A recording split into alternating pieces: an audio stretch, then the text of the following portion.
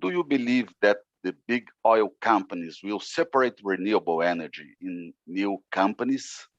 With David Blackman. He's a frequent writer to Forbes.com. Good morning, David.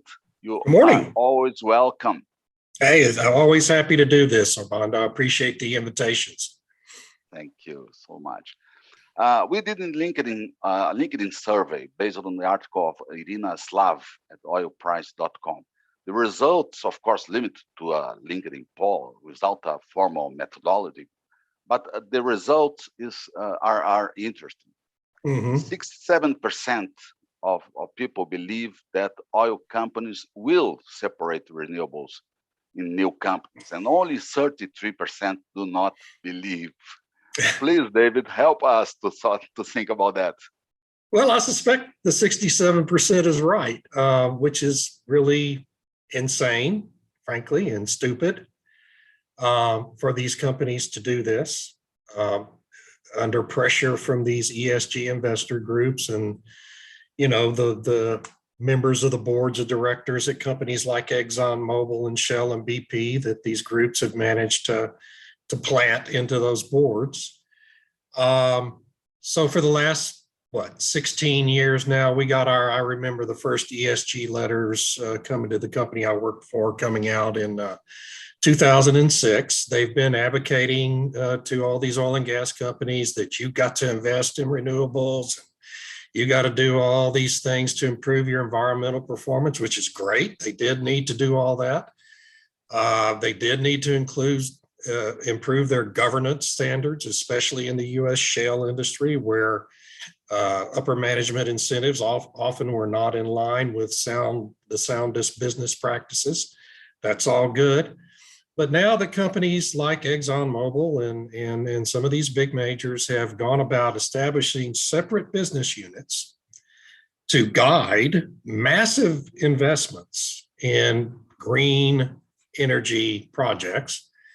Now suddenly the ESG investor group's new line of attack on these very companies is to say, okay, hey man, that's great. You're investing all this money and all this green stuff. Now spin it all off and create a separate company. Well, and I suspect because the management teams at these companies, who are well-meaning people, but they are under tremendous pressure from their investors and their boards of directors, will ultimately probably end up doing that. Maybe not all of them, maybe some will and some won't. But the pressure is just going to continue to build. This is the scheme to break up the big oil companies. And so what happens if you do that? Well, if you do that, those ESG investor plants in your boards of directors are not going to say, okay, well, now you've got your remaining company, the 2/3 of it we have left, say, and now you just focus on your core business of producing oil. Is that what's going to happen? No, they're going to just start the process all over again. And it's obviously this, I'm sorry, it's just so dishonest and Machiavellian scheme to just keep winnowing down the size of these companies and ultimately eliminate them entirely. And it's blatantly transparent, and I just don't have any patience for people who argue otherwise. I just don't. In those companies, big companies that we are talking about, what the proportion, what the amount of money they are investing in conventional energy and renewable energy? The proportion. Well, yeah, and that's a great question because it always amuses me. I mean, even at a company, let's take Shell and BP as an example, because they're European companies who have for 20, 25 years now made a lot of noise about investing in green energy initiatives. But when you've really looked at it, what their financial investments have really been, they've been just a tiny, tiny sliver of their overall capital budgets. Why? Because they're oil companies and they make their money producing and selling oil. And until just recently, now I will give BP credit, and Bernard Looney, their CEO, they have in the last 2 years made more significant overall commitments to real multi-billion-dollar investments in renewable initiatives. And so it's been a very slow process, but their money has finally started to sort of match up with the rhetoric of the last quarter of a century. And similar things have been happening at Shell. But when you really look at it, the company that's talking about the biggest order of magnitude investments in truly green initiatives, mainly carbon capture and sequestration, is ExxonMobil. And ExxonMobil is not a company that's been, putting a green flower logo up at its gas stations since the early 90s and stuff like that. ExxonMobil is a company more run by engineers than PR people. And so they go about doing engineering type things. And they really are committed to some really major investments in these initiatives. So it's all having an effect. And I think every company is moving differently. But the scheme to now start breaking them up into smaller parts just really, I think, is beyond the pale. And I wish I thought these companies had the political wherewithal to avoid it. At the same time, renewables, the proportional volume of renewables compared to the conventional energy is still small, it's still low volume. And sure. But the point is, oil consumption production is still growing. Yes. So yes, peak demand and peak offer is far from here. Right. From Brent's selling for $85 a barrel today as we speak. It's going to be over $100 a barrel, my belief, by April. And so, yes, demand for crude is growing, and it's growing at a pace that's really very soon now going to exceed the world's ability to meet. And when that happens, $100 oil is going to seem cheap. Okay, we'll be at $150 to $200 a barrel oil, whatever price is required to get to start real, true demand destruction. And the green community will say, well, great, we want to destroy crude oil demand. But what they don't want to talk about, and will never admit, is the incredible deprivations and hardships doing that is going to put on the poorest people in the global society. Not the wealthy. The wealthy can go buy their Teslas, and wealthy people can afford $1,000 a month utility bills and all that. It's the people with the least means who get impacted the worst by high energy prices.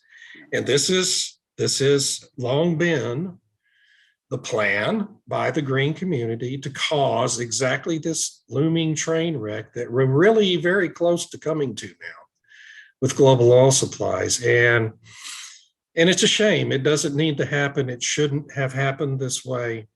But unfortunately, particularly in the Western democracies, the government's policymakers have not had the political will to avoid it. And so here we are.